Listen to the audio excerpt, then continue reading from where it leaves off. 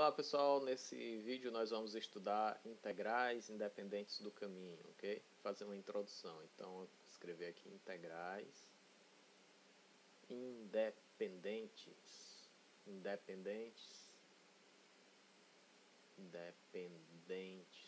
tá certo, vou botar um Dzinho aqui, independentes do caminho.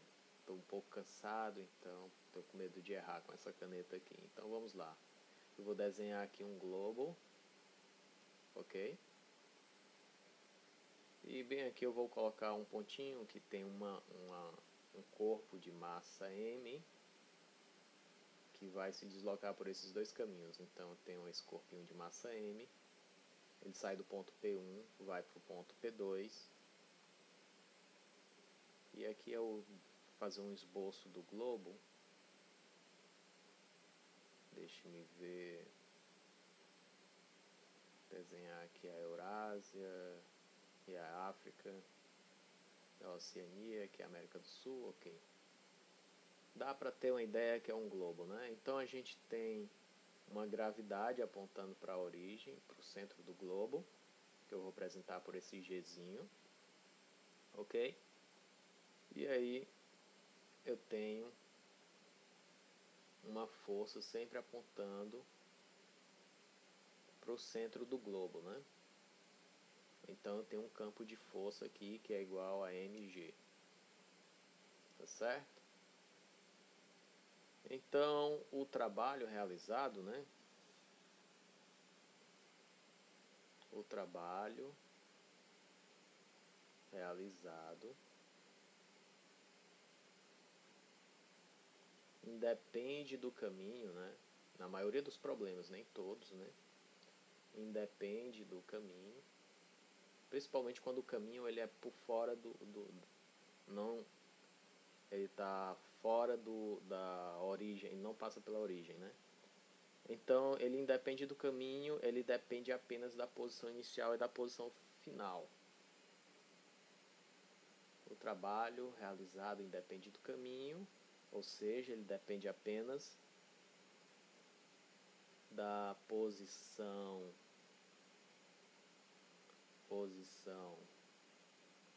inicial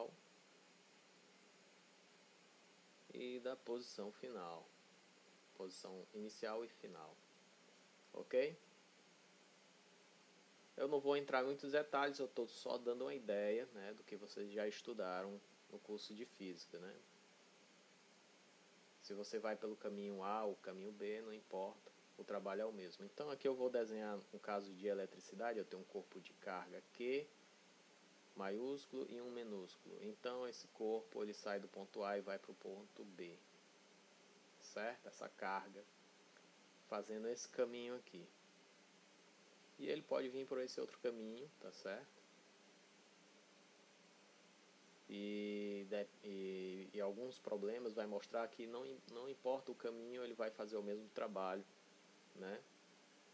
Então o trabalho aqui nesse caso ele vai depender da força, né, da força de atração entre as cargas e do deslocamento, né? E ele depende da força e do deslocamento. E esse deslocamento, né, ele independe do caminho também.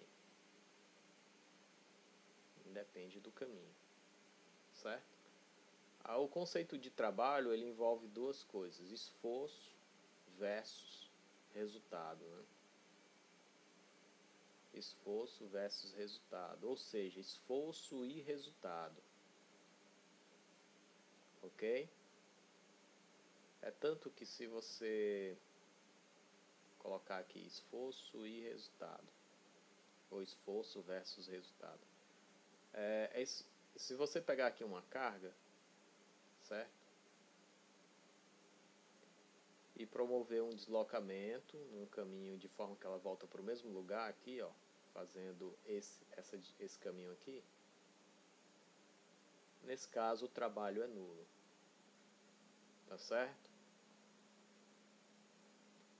Em alguns problemas você vai perceber isso aí. né? Então é porque isso acontece pelo seguinte, o significado físico, né? Significado físico,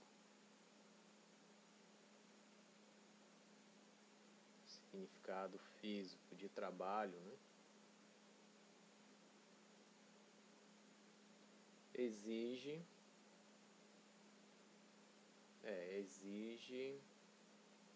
a existência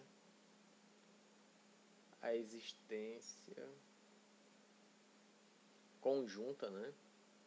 Conjunta de dois conceitos, força, né? Conjunta de força e resultado, tá certo? Se você considerar só um ou só o outro, tá errado. Então eu vou fazer aqui um desenho, ó. Por exemplo, por que a gente confunde às vezes trabalho com força, né? Ó, considera aqui o Joãozinho, né? E ele quer cavar, ele está aqui no instante T0 e ele quer cavar um buraco, né? Aí passou-se algum tempo, ele cavou o buraco, né? Eu vou desenhar aqui o Joãozinho aqui.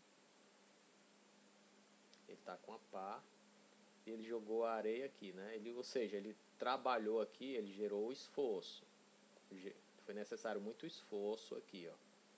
Teve um esforço e um resultado. Mas aí depois ele pensou, se arrependeu e resolveu fechar o buraco, ó. Ele pegou aquele montante de areia lá e jogou aqui dentro do buraco de novo.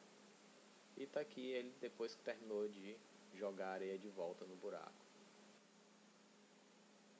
Então o trabalho final dele, do Joãozinho, aqui nesse caso é nulo, né? Então o trabalho final, né? O trabalho final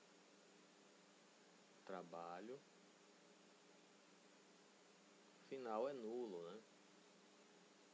Ou seja, apesar do Joãozinho, né? Apesar do Joãozinho ter feito muito esforço, né? Apesar de muito esforço,